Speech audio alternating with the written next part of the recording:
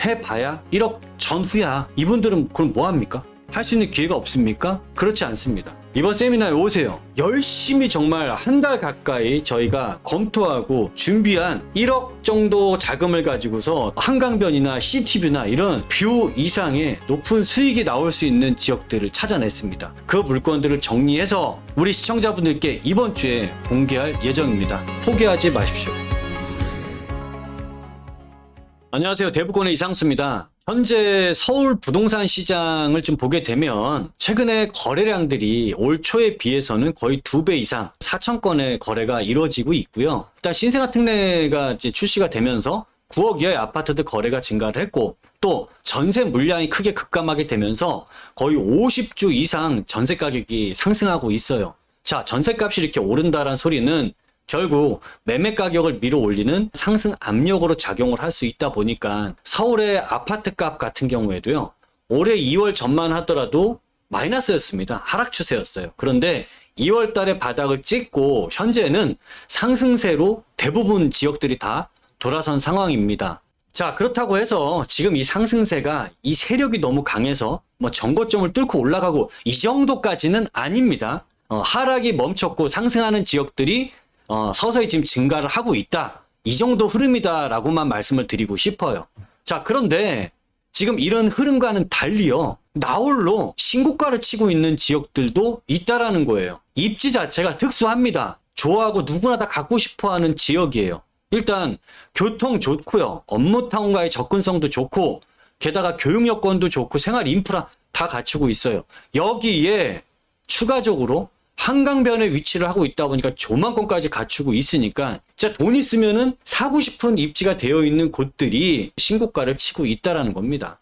근데 이렇게 좋은 입지 사실 누구나 다 갖고 싶죠. 하지만 지금 쉽게 접근을 하지 못하다 보니까 한강변은 이제 내 인생에서 여기는 내가 못 가겠다 라고 할 수 있는 분들도 계실 거예요. 헌데요, 도심 속에 있는 이 조망권이 한강 조망권만 높은 가치를 갖는 건 절대 아닙니다. 한강이야 지금 완성이 돼 있고, 그것을 보는 신규 단지들이라든지 이런 좋은 입지의 단지들이 당연히 높은 가치를 평가받고 있지만, 아직까지는 저평가된 도심 속에 3대 조망권이 또 있습니다. 지금 아직까지 그 지역이 완성이 안 돼서 이 조망권의 가치가 빛을 막 뽐내지는 못하고 있어요. 앞으로 시간이 지나면 지날수록 그 지역의 입지가 완성이 되면서 이 또 다른 세 가지의 조망권들이 빛을 발할 기회가 다가오고 있습니다. 저는 그 조망권들이 여러분들께 한강변만치 높은 수익성을 기대할 수 있는 기회를 만들어 줄 수 있다라고 저는 확신을 합니다. 오늘 영상 끝까지 보시게 된다면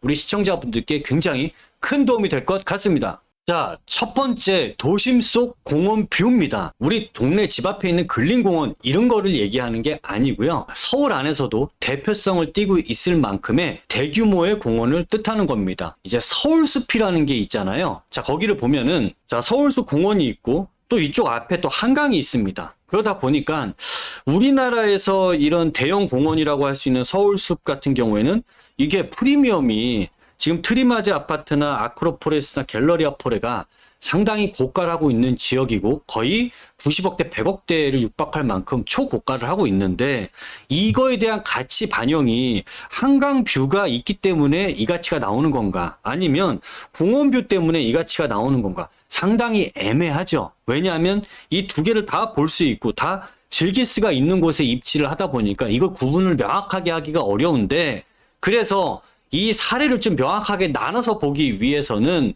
다른 나라에 있는 사례를 좀 봐야 될 것 같아요. 그게 어디냐면 뉴욕입니다. 전 세계인 7천만 명이 관광하러 가는 지역이기도 합니다. 이 공원이 있는 센트럴 파크, 이쪽으로 허드슨 야드, 여기는 이제 허드슨 강변에 위치를 하고 있습니다. 완전히 구분이 돼 있죠. 이 조망권 자체가 공원 뷰다, 한강 뷰다, 한마디로. 오른쪽에 보이는 이게 허드슨 야드고, 아래쪽이 센트럴 파크 공원에 있는 주변 지역에 인접한 주상 복합들입니다. 자, 이 둘 중에 누가 더 비쌀까요? 누가 더 싸다 비싸다 견줄 수 없을 만큼의 초고가를 형성을 하고 있어요. 참고로 이 센트럴파크 같은 경우에 지금 이렇게 높게 솟은 요 주상복합 같은 경우에는요, 우리 이런 원룸 이런 게 가격이 아니라 평당 6억 7천만 원 하는 초고가예요.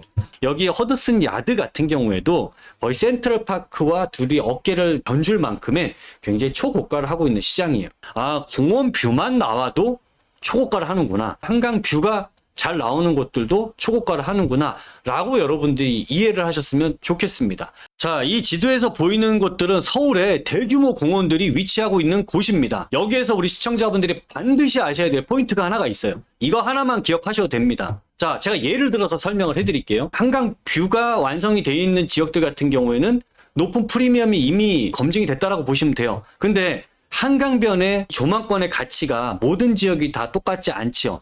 이 외곽으로 나가면 나갈수록, 이 강동구 끝자락으로 가면 갈수록 프리미엄의 가치가 높습니까? 낮습니까? 낮죠. 이 강서 쪽으로 끝까지 가더라도 마찬가지란 얘기예요. 그런데 이게 안쪽으로 들어와서 잠실로 들어오고 청담, 압구정, 그 다음에 잠원동, 반포, 여의도 이런 지역으로 들어오면 들어올수록 이 프리미엄의 가치는 어떻게 되죠?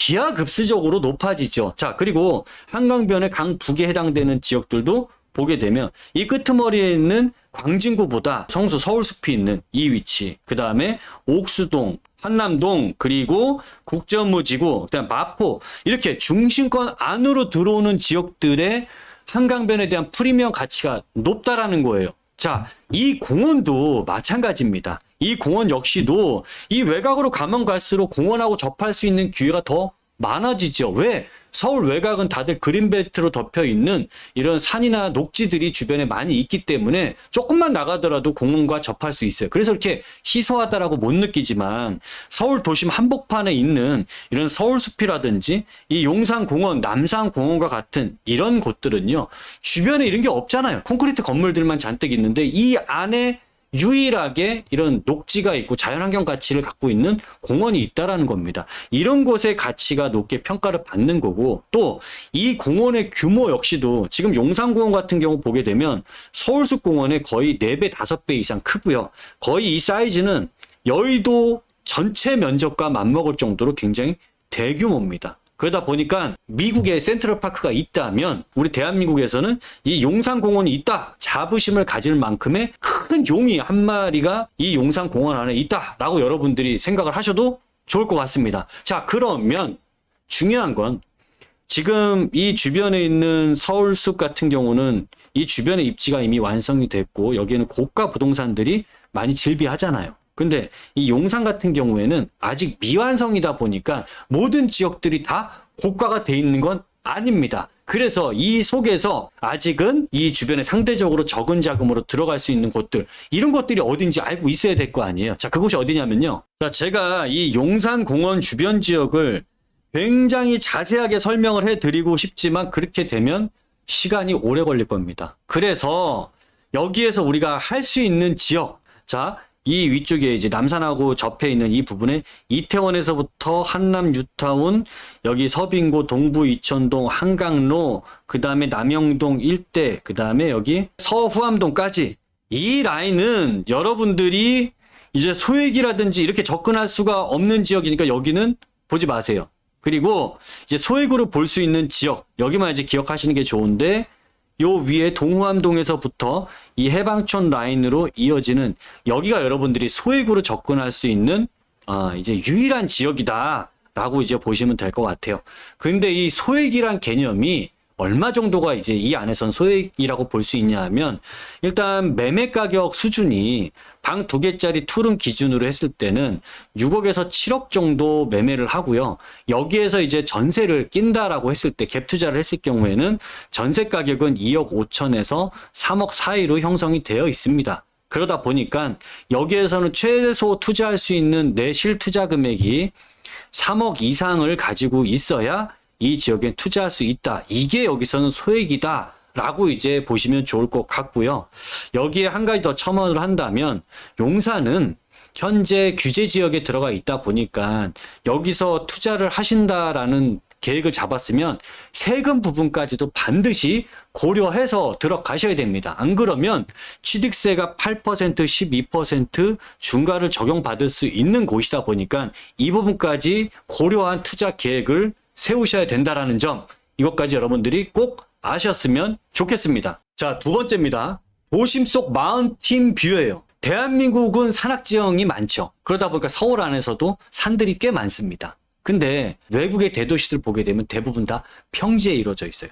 산 보기가 쉽지 않습니다. 이게 얼마나, 이거 보세요. 남산의 이 뷰를 보면 야, 이거 벚꽃 피고 이런 사계절이 다채롭게 보여지는 조망권을 갖고 있고, 이런 곳에 산다면 봄, 여름, 가을, 겨울을 느낄 수 있는 거, 이걸 어디 가서 느낍니까? 그러다 보니까 이런 좀 자금력이 있고 좀 부자들은요, 이런 자연환경 가치가 높은 지역을 도심 안에서는 굉장히 선호한다라는 거고, 이런 지역들이 주변의 정비가 아파트로 바뀌더라도 거기에는 그런 부자들이 들어올 수 있는 것이고, 고급 빌라라 하더라도 여기는 부자들이 들어오기를 굉장히 선호를 한다라는 겁니다. 자, 그러면 우리가 여기에서 그런 좀 소액으로 기회를 잡을 수 있는 곳이 어딜까라고 봤을 때는 저는 남산 쪽이 좋다라고 생각을 합니다. 여기에서 여러분들 소액 기회가 나올 수 있는데요.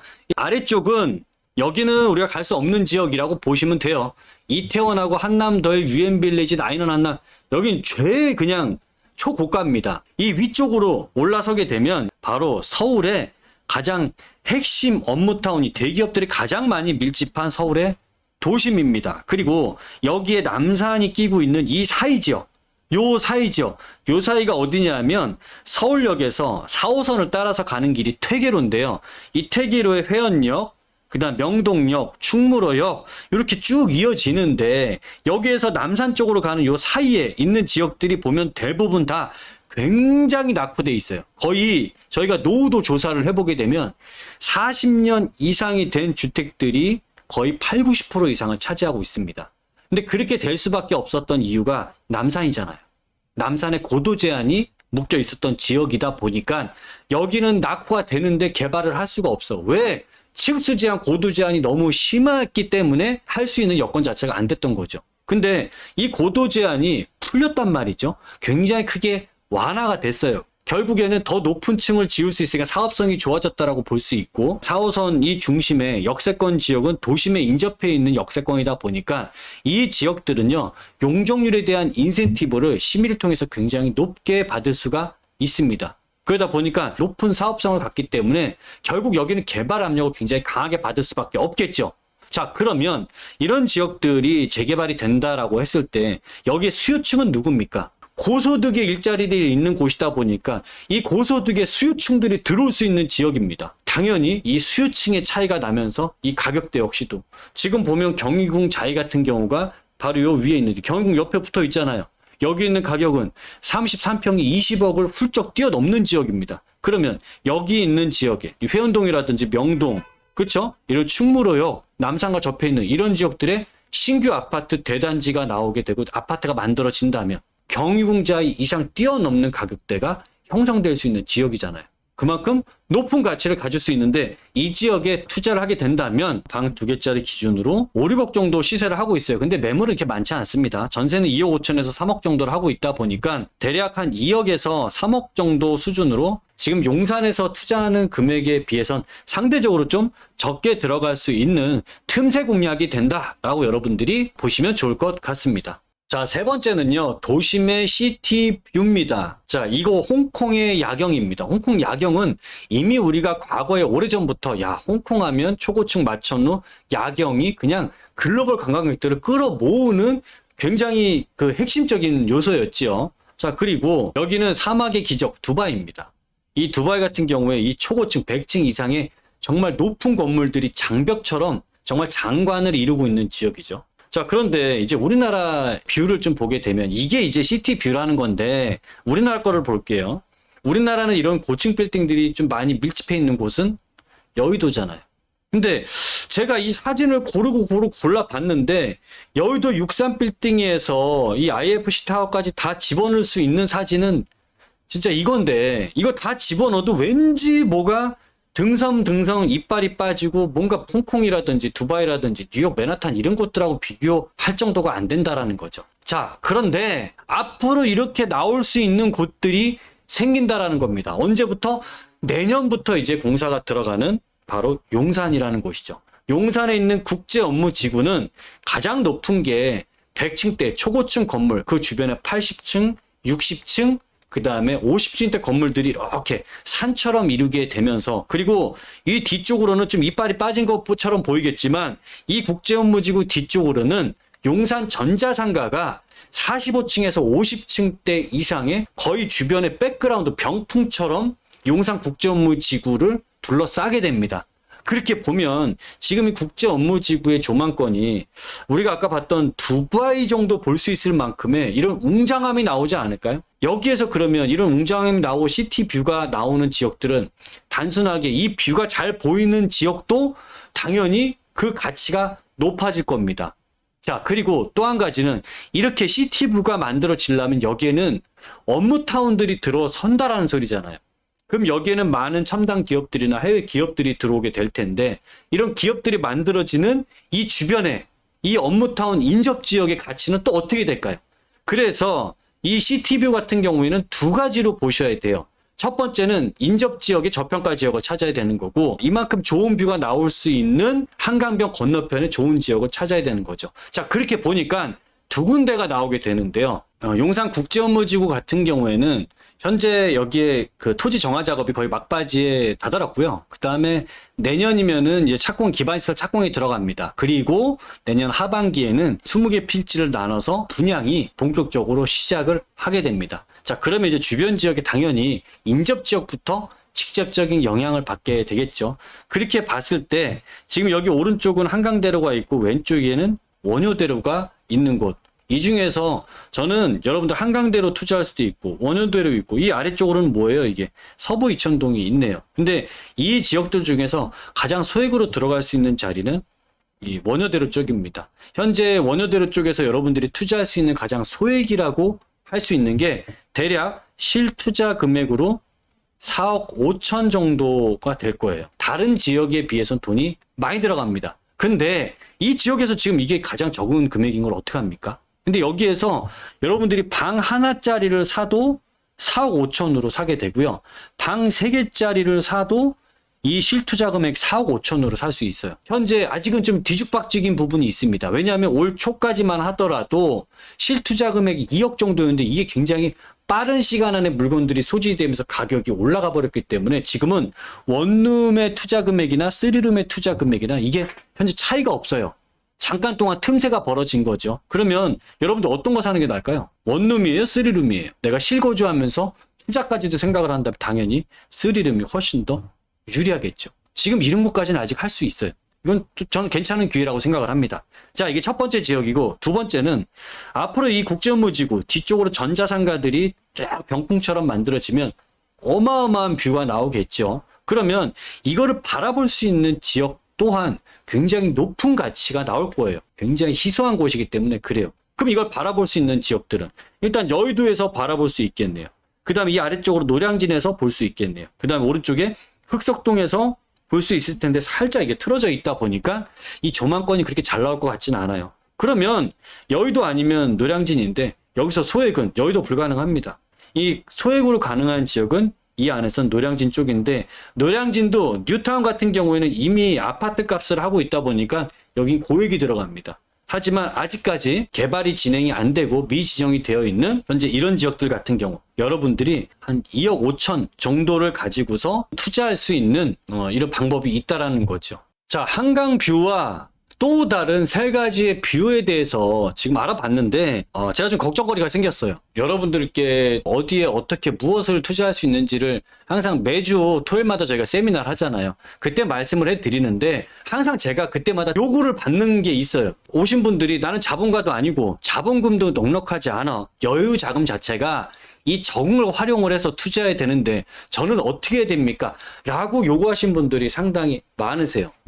자, 여러분들 오늘 방송 보시면서 지금 한 2억대에서 4억대까지 투자처를 저한테 이제 말씀을 들은 겁니다. 앞으로 유망 지역에 대해서 말씀을 들었는데 내 자금 여력이 그만큼이 안 돼. 해봐야 한 1억 정도, 1억 전후야. 이 정도밖에 안 되는 분들이라고 하면 이분들은 그럼 뭐 합니까? 할 수 있는 기회가 없습니까? 그렇지 않습니다. 이번 세미나에 오세요. 우리 꼰대들 있죠. 김꼰대, 공꼰대, 저 열심히 정말 한 달 가까이 저희가 검토하고 준비한 1억 정도 자금을 가지고서 한강변이나 CTV나 이런 뷰 이상의 높은 수익이 나올 수 있는 지역들을 찾아냈습니다. 그리고 저희가 그 물건들을 정리해서 우리 시청자분들께 이번 주에 공개할 예정입니다. 포기하지 마십시오. 지금 비아파트 시장은 현재 비정상적으로 가격이 눌려있기 때문에 굉장히 소액으로 할 수 있을 만큼의 저렴한 물건들이 찾으면 나옵니다. 그리고 여기에서 재개발이나 역세권 활성화 등을 통해서 굉장히 재개발에 대한 기회가 활짝 열려 있습니다. 시장이 안 좋으니까 가격도 싸졌고 세제 혜택도 오고 그 다음에 재개발이라든지 이런 기회도 만들어졌기 때문에 저는 시청자분들이 이런 기회를 내가 모르고서 놓칠 게 아니라 알고서 여러분들이 기회를 만드실 수 있는 저는 이런 현명함을 가지셨으면 좋겠습니다. 자, 지금까지 시청자분들 내용 도움이 되셨으면 구독과 좋아요 알람 설정 부탁드리고요. 지금까지 이상수였습니다. 감사합니다.